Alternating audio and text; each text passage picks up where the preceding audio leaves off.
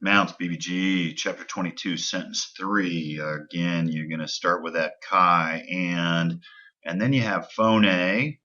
And then if you look through the sentence, you're looking at voice or noise, right? But then you know that there's a quote.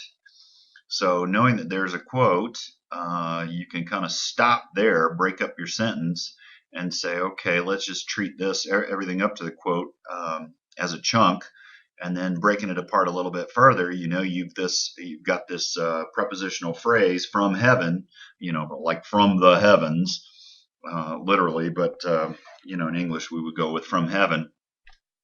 So that's easy enough. So really the only pieces left are the subject and the verb, and you've already got the subject picked out, feminine singular, so that's not a big deal. But then you come to the verb, and that's where it gets a little tricky. Okay, hopefully you look at this and you kind of say, all right, gamma epsilon nu could be similar to several things, which is why I put several of these kinds of verbs, or two or three of these kinds of verbs on your freaky verb sheets, that I put in the lesson. So feel free to look at that. But what you're going to notice is you've got this third singular ending, right? So once you see that, you say, well, I see that's third singular ending. I also see it's passive, or looks passive. So I need to figure out whether it's a real passive or whether it's deponent.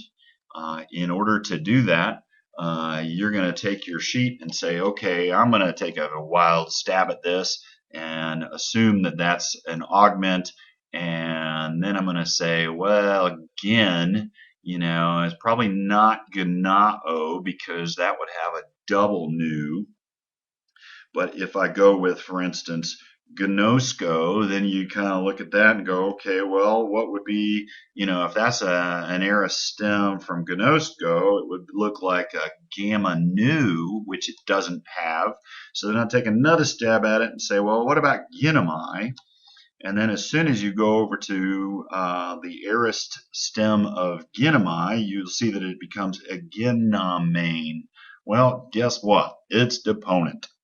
So as soon as you see that passive ending on it, and that's what you learn as the stem, you know that that's deponent in the aorist, as it is, by the way, in the present and the future. But bottom line, in this case, you just need to recognize that in the aorist, ginami is a deponent as well, which accounts for that ending. So we also then know that it comes from ginami, which is, I become, I exist, that kind of thing. And it's very common to talk about lightning or a voice or something like that becoming, because it's sort of like it wasn't there and now it is there. And that's, in the case of a voice or a noise or a sound, very, very easy for that to be a fit in Greek in terms of collocation with the verb ginami. Okay, so in this case, we see the augment. We recognize that that's a stem change from ginami. We recognize that eganamane is also deponent. We see that it's third singular, which means that it lines up in terms of subject verb agreement with phone.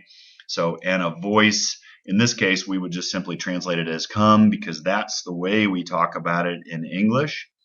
If you were to say something like became, that's really kind of the idea in Greek, and hopefully you understand why now that I've explained it. But we don't talk about it that way. So you're just going to run with a voice came from heaven or from the heavens.